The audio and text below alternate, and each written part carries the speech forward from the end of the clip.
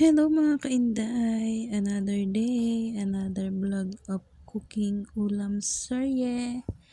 Ayan mga kainday, yan na naman, magluluto na naman tayo. At syempre, yan ang ating pananghalian. Magluluto lang tayo dyan ng chicken sinampalukan. Syempre, nagsatay lang tayo dyan ng bawang sibuyas. Nilagyan na rin natin yan ng luya na papatanggal ng lansa. At isinunod na natin ang ating chicken.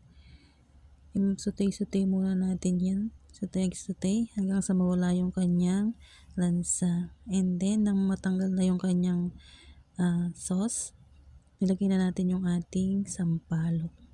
Ayan, sutay-sutay pa rin hanggang sa umimpis na kanyang maluto na yung sampalok. And then, nilagay natin ng water. Pakukulaan natin yan mga kainday. And then, tikman muna natin bago natin ilagay ang ating